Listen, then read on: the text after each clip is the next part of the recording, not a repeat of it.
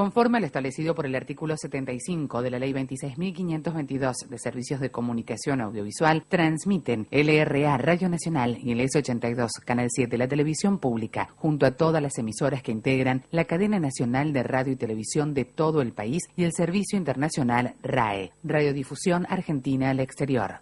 Seguidamente, desde Casa de Gobierno, habla para todo el país la señora Presidenta de la Nación, doctora Cristina Fernández de Kirchner. Muy buenas noches a todos y a todas. Una vez más me dirijo por este medio a todos mis compatriotas para abordar un tema complejo, histórico y que nos atañe no solamente a los argentinos de hoy, sino fundamentalmente a los argentinos del futuro. Pero también tiene una historia que comenzó en 1976, cuando el monto total de la deuda externa, al momento de producirse el derrocamiento del gobierno constitucional, ascendía solamente a 8.000 millones de dólares. A partir de aquel golpe de Estado y a partir de los sucesivos gobiernos democráticos, también desde el 10 de diciembre de 1983 en adelante, esa deuda externa fue creciendo exponencialmente y convirtiéndose en un condicionante severo, crítico del crecimiento argentino, del desarrollo argentino y de las posibilidades de nuestro país como nación. Fue precisamente nuestro gobierno en el año 2003 el que luego del default del año 2001, default que bueno es aclararlo, porque muchas veces cuando hablamos de este tema, y es bueno hacer memoria, y no para reprochar nada a nadie, simplemente para recordarle a todos cómo llegamos al default. El default fue en el año 2001 y se llegó precisamente por ese endeudamiento feroz que fue durante la dictadura, como lo dije, pero también durante un modelo económico neoliberal durante la década de los 90, que fue la convertibilidad, donde bajo una aparente prosperidad para unos pocos, o tal vez al principio muchos, y cada vez se fue acortando más, terminó en una deuda formidable que eclosionó e implosionó en el año 2001, luego del megacanje y del blindaje, que ustedes recordarán también, se pagaron escandalosas comisiones y no hicieron más que seguir aumentando esa deuda externa. Así llegamos al año 2001 con la Argentina defaulteada y, por supuesto, la ruptura institucional que significó que un gobierno constitucional no terminara su periodo. Y tuviéramos también el raro fenómeno de tener 5 presidentes en una semana.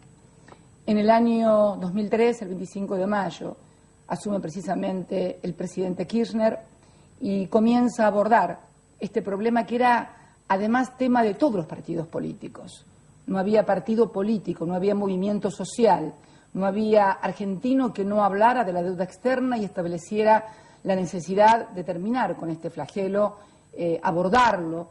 Algunos hablaban de repudio de la deuda externa, pero todos sabemos que era más que nada un eslogan, fundamentalmente porque a partir del 10 de diciembre de 1983, todos los congresos, todos los parlamentos, que son los que tienen la facultad constitucional de legislar y de aceptar o rechazar una deuda, aceptaron puntualmente la deuda y esta deuda se fue acrecentando cada vez más.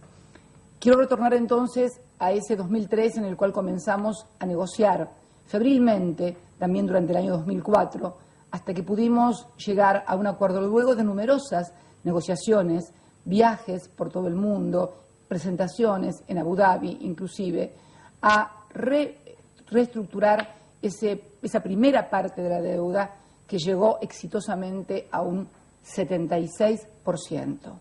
En ese momento 76%, 2005 estoy hablando, 76% de nuestros acreedores aceptaron quitas y esperas, que significa reducción de la deuda. Por primera vez un gobierno comenzaba a reducir la deuda externa y no a aumentarla. Y también por primera vez, curiosamente, empezaba a pagarla, porque todas las otras pagos en realidad nunca fueron pagos, eran simplemente una bicicleta financiera donde daban un préstamo que en realidad era un asiento contable para refinanciar, incrementar intereses punitorios y así seguir creciendo la deuda como una inmensa bola de nieve que parecía no detenerse jamás. En el año 2005, reitero, reestructuramos con mucho éxito el 76% de nuestra deuda y desde allí comenzamos a pagar. El gobierno que no había contraído ninguna deuda, que por el contrario pagaba la deuda de todos los gobiernos anteriores. Luego, en el año 2010, también encaramos otra parte de la reestructuración de la deuda y allí llegamos a una adhesión aún mayor. Ahí llegamos luego de numerosos viajes que se hicieron por todo el mundo, fundamentalmente por Italia, por Alemania, por Japón, donde habían quedado muchos pequeños tenedores no individualizados. Logramos también una adhesión que nos llevó a la cifra inédita en materia de reestructuración soberana de deuda de las características que había tenido la Argentina del 92,4%. En el medio de todo esto, no solamente hicimos esta reestructuración de deuda, pagamos al Fondo Monetario Internacional para precisamente adquirir autonomía en el diseño de nuestras políticas económicas, sociales y, en definitiva, convertirnos en una nación. También, recientemente, pagamos o acordamos, sí, con el Club de París, una deuda que también provenía de 1956. Como yo contaba, tenía 3 años cuando comenzó a contraerse y nuestro ministro de Economía, que fue el que negoció con 19 ministros de Economía de la Unión Europea, logró finalmente un acuerdo sobre la misma y ya pagamos la primera cuota de ese acuerdo por 642 millones de dólares. También en ese lapso se definió exitosamente para la Argentina la expropiación del 51% de las acciones de Repsol, donde nuestro país recuperó la soberanía hidrocarburífera. Y esa situación, que parecía compleja, difícil de arreglar, también pudo arribar a un acuerdo con nuestros acreedores, como también comenzamos a arribar a acuerdos con juicios del CIADI que teníamos. Ustedes saben, CIADI es el Tribunal del Banco Mundial. En síntesis, si tenemos que definir estos años, diríamos que son años de desendeudamiento, pero también de desarrollo, porque todo esto no se pagó con el hambre del pueblo.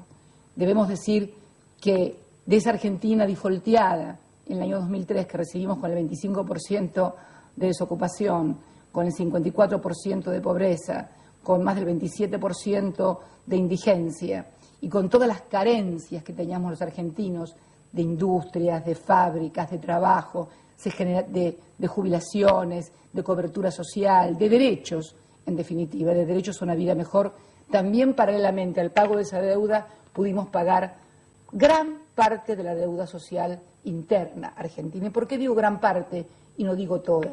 Porque, como digo siempre, mientras haya un pobre en el país, nunca estaremos satisfechos y estaríamos en deuda con los argentinos. En este marco, es bueno entender también que esa reestructuración de deuda soberana que hicimos en el año 2005-2010 tiene una lógica, que es la lógica de negociar con los acreedores y lograr quitas y lograr esperas, como pasa en la parte privada, como pasa en las quiebras en las empresas privadas. Si un país tuviera que ir a negociar y admitiera que tiene que pagar el 100%, bueno, no habría default. Lo mismo pasa con la quiebra de una empresa privada. Cuando se produce la quiebra de una empresa privada, un concurso de acreedores o una quiebra siempre exige por parte de los acreedores una quiebra para lograr que la continuidad de la empresa.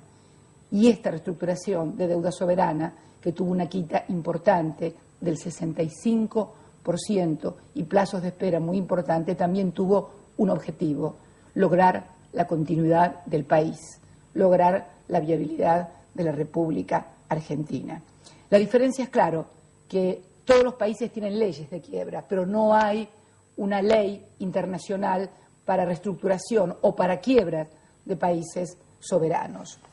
En este marco se produjo el conflicto que comenzó y que tomó gran estado público en los últimos tiempos con los denominados fondos buitres. ¿Qué son los fondos buitres? Con los que también intentamos negociar y también se nos reprochó desde algunos sectores que no negociábamos. Por definición, un fondo buitre, el negocio de un fondo buitre es no negociar. Hay dos tipos de acreedores de un país. Los que negocian y hacen luego con reestructuraciones, que fue lo que pasó en el año 2005 y 2010, unos tardaron más en entrar que otros, hubo mucha negociación, que quitas, que esperas, qué tipo de bonos, qué plazos, etc. Una negociación de esa naturaleza. Y los otros, los fondos buitres, los que adquieren títulos de deuda de países que ya han sido defaulteados, inclusive muchos de los fondos buitres que hoy nos acosan judicialmente, lo adquirieron inclusive después del 2008, después de la quiebra de Lehman Brothers. ¿Y cuál es el negocio de los fondos buitres? Precisamente no negociar. Este es el gran negocio. ¿Por qué? Porque mediante el acoso judicial, mediante la vía judicial, pretenden cobrar el 100% punitorios e intereses a un nivel de usura, a punto tal que obtienen sentencias como la del juez Griesa, que establece un 1.680% de intereses en apenas 4 o 6 años. Pero no solamente eso, avanzan con el acoso judicial con medidas de embargos, con juicios. Yo quiero leer, para no equivocarme, algunas de las cifras que hemos tenido, los juicios que hemos tenido y sobre qué hemos tenido embargos argentinos en los últimos años. Desde el año 2001, fíjense ustedes que le estoy diciendo desde el año 2001, no desde el año 2003. Desde el año 2001 se abrieron contra nuestro país, contra su país, contra mi país, contra nuestro país, la República Argentina, más de 900 causas judiciales y 80 intentos de embargos, que incluyeron reservas del Banco Central, los fondos de los jubilados, 2 satélites científicos, el edificio de la Embajada en Washington, nuestra fragata Libertad y hasta dinosaurios. Sí, como está escuchando, una vez que decidimos hacer una exposición junto con el gobierno de Alemania en materia de dinosaurios, la Argentina tiene muchos. Bueno, en realidad tiene varios tipos de dinosaurios la Argentina, pero los que mandamos a Alemania son los dinosaurios paleontológicos, los que encontramos en excavaciones. La Argentina es muy rica en este sentido. También intentaron embargarnos estos restos fósiles, que gracias al gobierno alemán, a la intervención del gobierno alemán y a la actividad muy importante que tuvo en ese momento la embajada alemana en la Argentina, logramos que no fueran embargados. Pero bueno, cuando todo esto fracasó, cuando los juicios fracasaron, ¿por qué fracasaban? Porque hay un principio de inmunidad soberana. Los bienes de propiedad pública del Estado son de carácter inembargable. No pueden, ¿por qué? Porque hay un reconocimiento de soberanía e inmunidad soberana que forma parte del derecho internacional. Por eso formamos parte de Naciones Unidas, por eso la mayoría de los países cuando tienen un conflicto recurren a la Haya, como también lo hemos hecho nosotros, como lo ha hecho Italia, Francia, Alemania, han aceptado esa jurisdicción. Pero este aquí que el juez Griesa en los Estados Unidos inventó al servicio de los fondos buitres una novedosa forma de coacción, la extravagante, y quiero dejar claro que este término extravagante no me pertenece, sino que fue utilizado por el gobierno de los Estados Unidos cuando actuó como amigos Curiae, una extravagante interpretación de la cláusula pari passu, utilizada para asegurar la ganancia, esta que yo les decía, del 1.600, y al no poder embargar ni dinosaurios, ni satélites, ni fragatas, ni embajadas, ni fondo de los jubilados, ni al Banco Central, ni al Banco Nación, ¿qué embargó? Lo que no era de la Argentina. Los fondos, los recursos de los tenedores que habían entrado al canje 2005 y 2010. Eso es lo que hizo el juez Griesa cuando decretó el embargo de los fondos que no nos pertenecen, que son de terceros. Sin embargo, Argentina cumplió de acuerdo a los contratos que había firmado con sus adherentes, sus bonistas adherentes del 2005 y del 2010, y depositó en tiempo y forma y en el Banco de Nueva York, que era el fondo fiduciario establecido en cada uno de los prospectos y en cada uno de los contratos la suma de 1.150 millones de dólares. Fue un pago en pesos de 317 millones, el equivalente a 317 millones de dólares en pesos, y 833 millones de dólares en moneda estadounidense. Del pago en dólares, Liga Argentina son 292 millones de dólares, que finalmente el juez, luego de idas y venidas y con un total desconocimiento, y yo creo que casi actuando a favor de los fondos buitres, como lo demuestran no las impresiones o las percepciones que siempre son subjetivas que podemos tener quienes escuchamos, leemos o miramos, sino simplemente las versiones taquigráficas de las sesiones y de las audiencias que tuvieron lugar en la ciudad de Nueva York, actuaba manifiestamente a favor de los fondos buitres, donde prácticamente los propios periodistas lo decían, parecía que estos dictaban y manejaban la situación en cada una de las audiencias.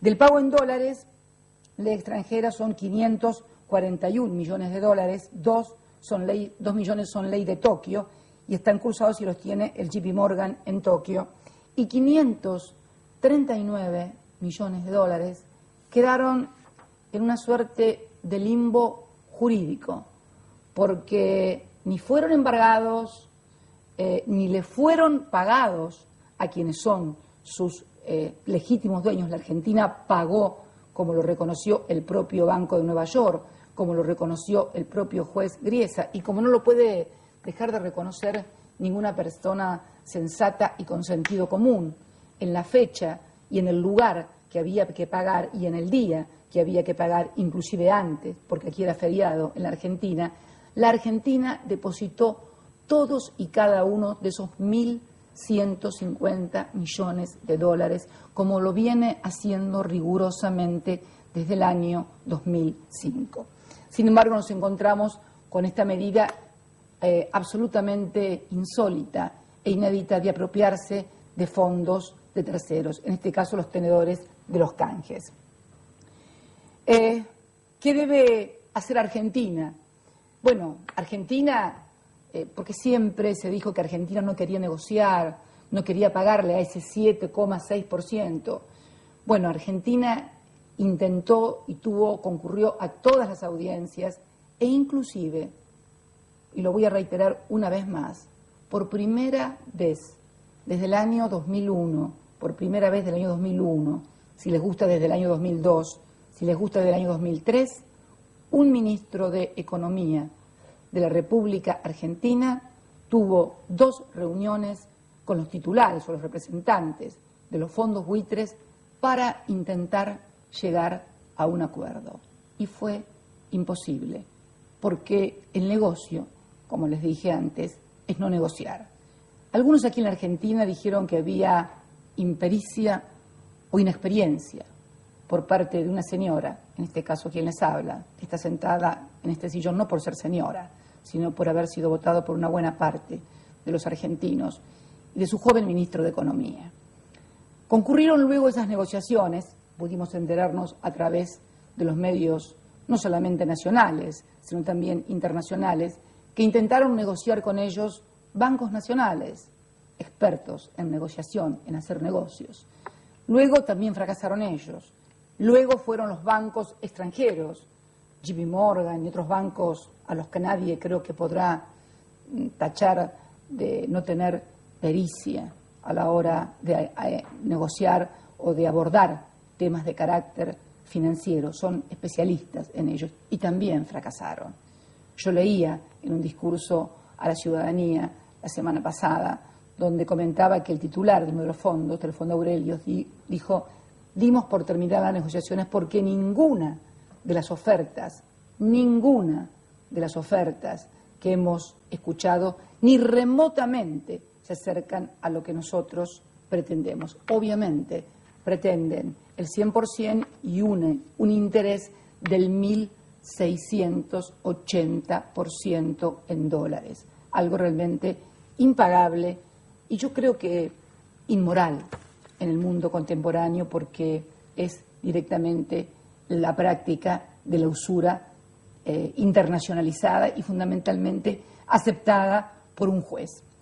La Argentina, y lo hemos dicho siempre, tiene el deber de garantizar, y lo hemos dicho una y mil veces y lo volvemos a repetir, el pago, en primer término, de defender la reestructuración de la deuda del 2005 y del 2010, que son los que confiaron en la Argentina, ese 92,4% que creyó en Argentina y que viene recibiendo puntualmente lo que le corresponde, los intereses y los pagos que ha recibido.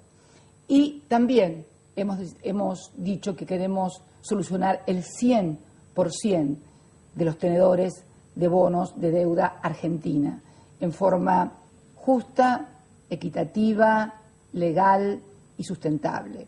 Y queremos hacerlo también de manera definitiva, porque el próximo 30 de septiembre tenemos otro pago de 200 millones de dólares y evidentemente, dada la obstrucción que ha habido para que los bonistas cobren, porque han obstruido el cobro de los bonistas, como no pudieron impedir el pago. Argentina pagó, Argentina cumplió, e hicieron algo insólito y absolutamente extravagante, obstruyeron el cobro de los bonistas, pero algo más extravagante aún, permitieron que unos cobren y que otros no. Por ejemplo, los del Citi en moneda nacional cobraron, y los de ley en Nueva York no pudieron cobrar. O sea, el Citi pudo, porque se lo pidió al juez, pagar, y al Banco de Nueva York le impidieron pagar a los tenedores. La primera pregunta que me hago, porque hemos tomado conocimiento en estos días que la Cámara de Apelaciones del juez Griesa ha aceptado una apelación del Citibank. Ustedes saben, el Citibank es un banco emblemático de los Estados Unidos, pero aquí en la Argentina es un banco argentino y tiene que cumplir con las leyes argentinas. Ha apelado la orden de Griesa y la Corte le ha concedido la apelación y la va a tratar en audiencia el 18 de septiembre. No sé qué va a resolver la Corte de los Estados Unidos. Sí espero que, así como el juez Griesa resolvió a favor del Citibank por única vez y le permitió no quedar, en situación de ilegalidad y de ilegitimidad, que lo hubieran hecho tal vez que perdiera la posibilidad de ejercitar la autorización como banco aquí en la República Argentina, tenga la misma mirada y fundamentalmente la misma decisión jurídica respecto de otros bancos y de otras instituciones, por ejemplo, Euroclear, Eurobank, y también de otros tenedores de deuda, alemanes, japoneses, franceses, europeos, que están con ley de Gales, con lo que se llama bono euros, ley de Gales y ley de Londres, para definitivamente establecer la igualdad, porque ni siquiera hay igualdad de cómo se ha tratado en no permitir cobrar a los acreedores. A unos se les permitió cobrar y a otros no se les permitió cobrar.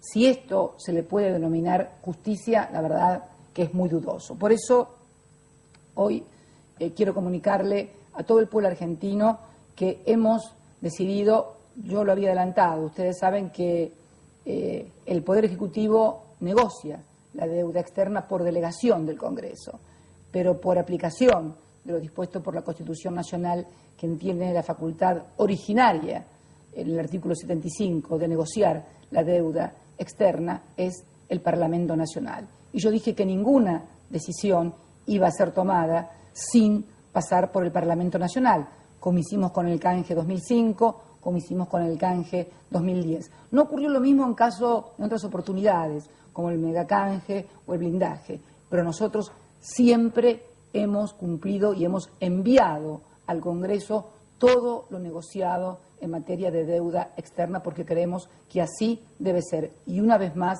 lo haremos. Por eso hemos decidido enviar una ley al Congreso Nacional, ley del pago soberano local de la deuda externa de la República Argentina, que tiene dos títulos. El primero se refiere precisamente al pago soberano local, y en su artículo primero establece que en ejercicio del poder soberano de la República Argentina se declara de interés público la reestructuración de la deuda soberana realizada en los años 2005 y 2010, así como el pago en condiciones justas, equitativas, legales y sustentables al 100% de los tenedores de títulos públicos de la República Argentina. Artículo 2. La presente ley tiene por objeto implementar instrumentos legales que permitan el cobro de los servicios correspondientes al 100% de los títulos emitidos en el marco de la reestructuración de deuda soberana 2005-2010 en salvaguarda del orden público nacional y de los contratos celebrados en el marco de dicha reestructuración. Esto también significa orden público y fundamentalmente un principio general del derecho civil argentino y del derecho internacional, el pacta sunt servanda. Debemos ser esclavos y siervos de nuestros propios contratos. Y esto es lo que quiere la Argentina, cumplir con los contratos firmados en el año 2005 y 2010. Y también incluir a través de esta ley a quienes no entraron en esos canjes y que son el 7,6, como más adelante dice el articulado.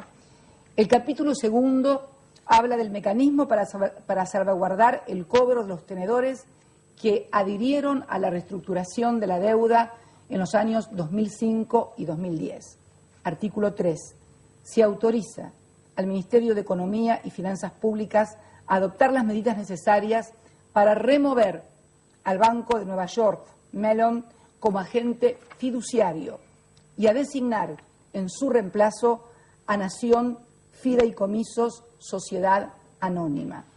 Todo ello sin perjuicio del derecho que asiste a los tenedores de designar un nuevo agente fiduciario que garantice el canal de cobro de los servicios correspondientes a los títulos reestructurados.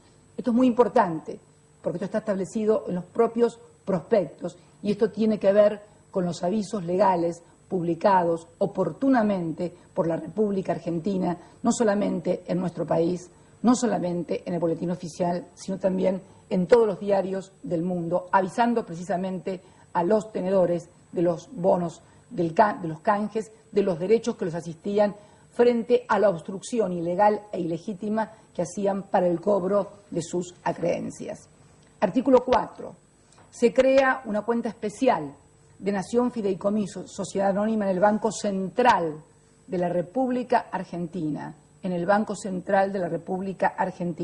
y cuyo objeto será mantener en fiducia los fondos allí depositados y aplicarlos al pago de los servicios de deuda correspondiente a los títulos regidos bajo el convenio de fideicomiso de los años 2005 y 2010. Artículo 5. Se autoriza al Ministerio de Economía y Finanzas Públicas a pagar en las fechas de vencimiento correspondientes los servicios de los títulos regidos bajo el convenio de fideicomiso de los años 2005 y 2010 en la cuenta creada por el artículo 4 de la presente ley, que recién hacía referencia, donde serán mantenidos en exclusivo beneficio de los tenedores hasta su efectivo cobro. ¿Por qué es muy importante esta figura que hemos creado del fideicomiso? Porque cuando uno pone algo en una cuenta corriente común, puede sacarla, trasladarla y destinarla a otros fines.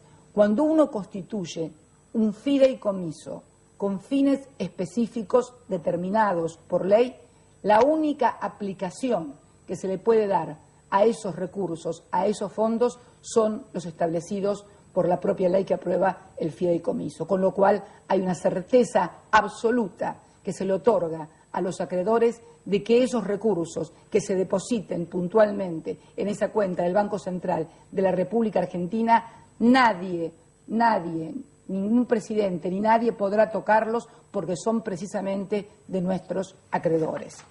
Artículo 6. Los fondos correspondientes a los pagos dispuestos en el artículo anterior serán distribuidos a través de las nuevas entidades que a tales fines designe el Ministerio de Economía y Finanzas Públicas o los tenedores de títulos regidos bajo el convenio de fideicomiso del 2005-2010, de conformidad con dicho convenio, siendo las divisas allí depositadas de libre disponibilidad para los tenedores. ¿Qué significa esto? el propio contrato establecía que los acreedores, esto es, los tenedores de los bonos emitidos en el 2005 o en el 2010, podían, comunicándoselo a la República Argentina, cambiar de fideicomiso y decir: deposíteme los fondos en tal parte, y nosotros podíamos hacerlo. Es más, debíamos hacerlo de acuerdo a la ley de contrato. Artículo 7. En caso que con motivo de la ilegítima e ilegal obstrucción de los mecanismos de cobro de los servicios de los títulos reestructurados, sus tenedores optaren en forma individual o colectiva por solicitar un cambio en la legislación y jurisdicción aplicable a sus títulos, se autoriza al Ministerio de Economía y Finanzas Públicas a instrumentar un canje por nuevos títulos públicos regidos por legislación y jurisdicción local en términos y condiciones financieras idénticas y por igual valor nominal a lo de los títulos reestructurados que se presentaren a dicha operación de canje. Esto es muy importante porque esto permitiría, si algún tenedor así lo quisiera, poder canjear su título si lo desea, porque esto es absolutamente voluntario, si lo desea, en los mismos términos, en la misma moneda, con los mismos plazos, por legislación local y en jurisdicción local, precisamente para asegurarle el cobro. Pero esto es una opción que tienen los tenedores, no es una obligación, porque no le podemos imponer obligaciones de acuerdo a los contratos. La obligación que tenemos por contrato es siempre garantizar que puedan cobrar. Por eso, debido a la obstrucción del juez Griesa, estamos precisamente y recuperando también por imperio de la soberanía nacional esta norma que va a ser tratada por nuestro Parlamento. Artículo 8. Se autoriza al Ministerio de Economía y Finanzas Públicas a instrumentar el canje de los títulos públicos que fueran elegibles y que aún no ingresaron a la reestructuración de deuda soberana 2005-2010, conforme lo establecido por la Ley 26.886.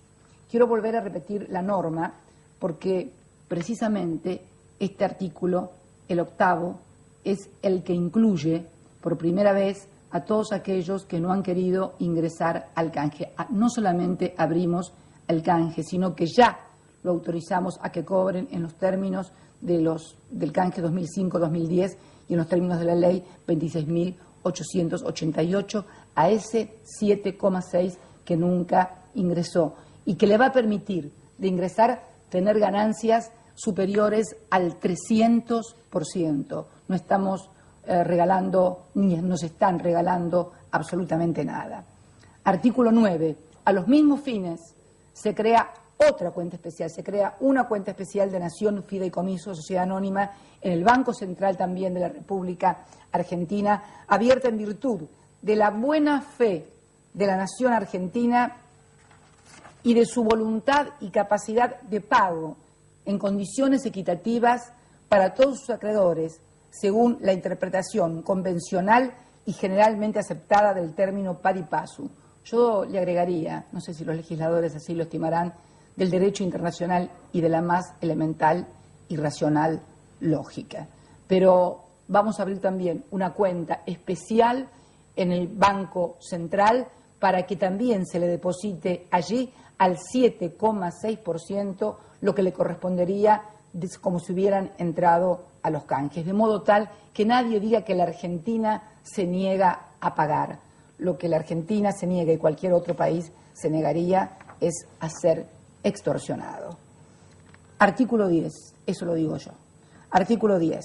Se autoriza al Ministerio de Economía y Finanzas Públicas a depositar en la cuenta creada por el artículo 9, o sea, el artículo anterior, de la presente ley, en las fechas de vencimiento correspondientes, una cantidad de fondos equivalente a los que correspondería pagar por los servicios de los nuevos títulos públicos que en el futuro se emitan. O sea, no es que vamos a esperar que ese 7,6% venga a presentar o a pedirnos el canje y emitir títulos. No.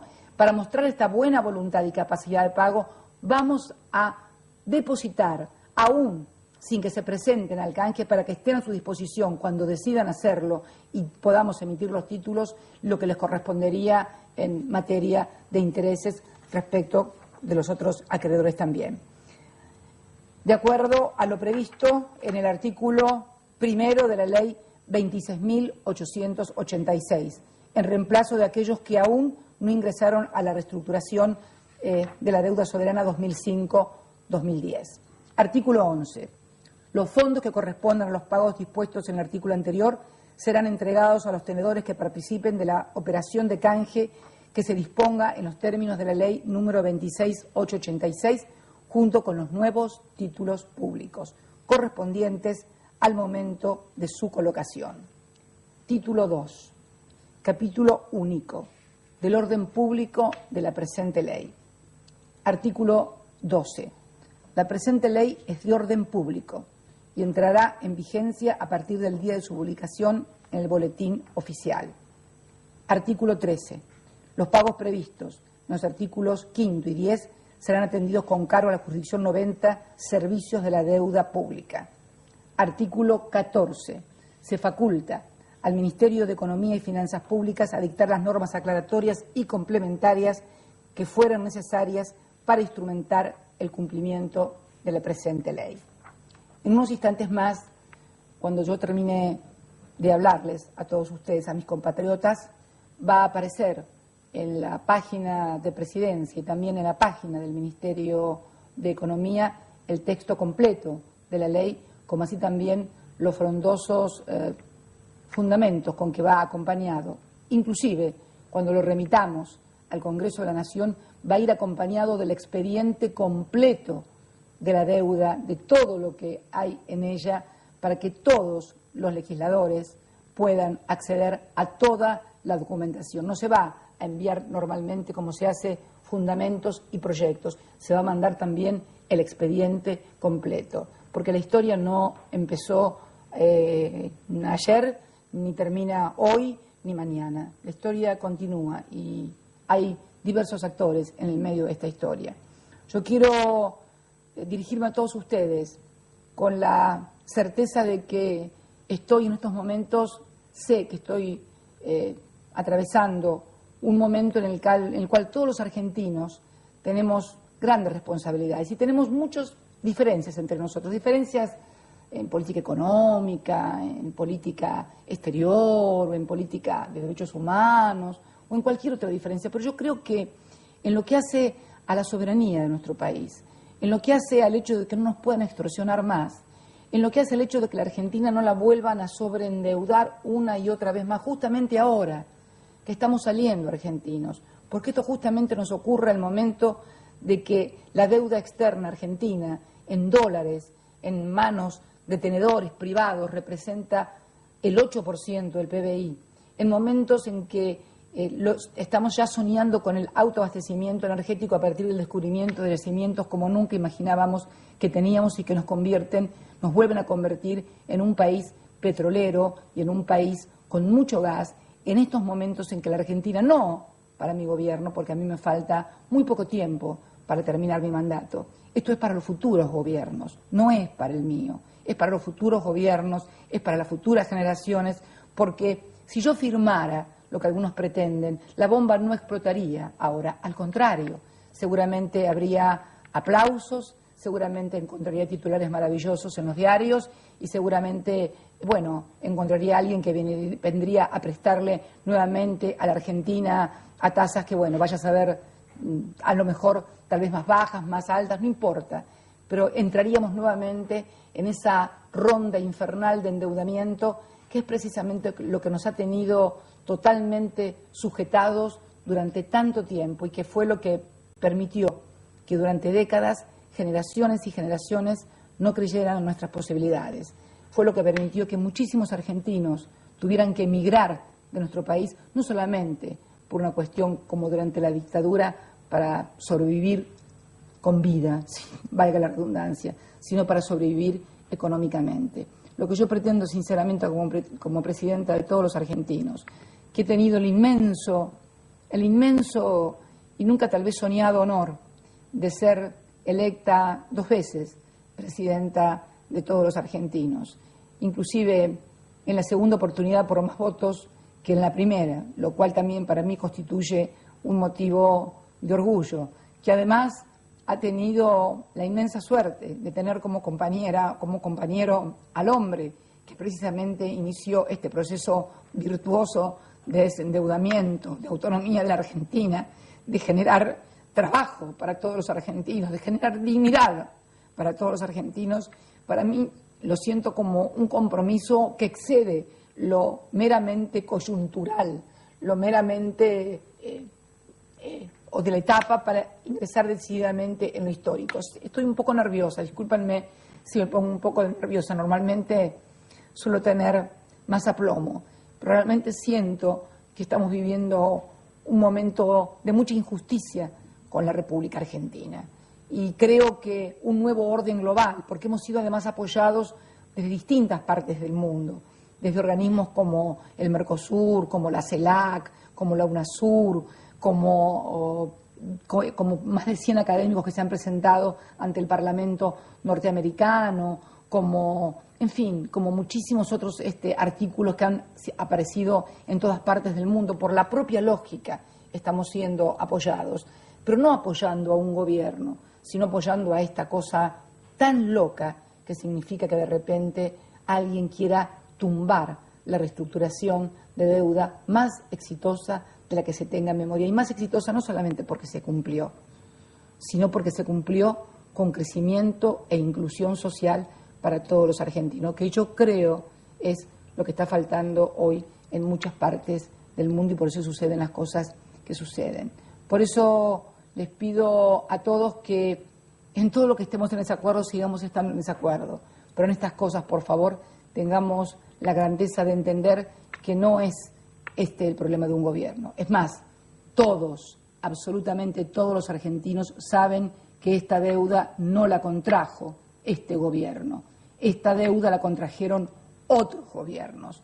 Este gobierno lo único que está haciendo es pagando esa deuda. Y vuelvo a reiterar, para mí sería muy fácil firmar y bueno, me voy y acá no ha pasado nada.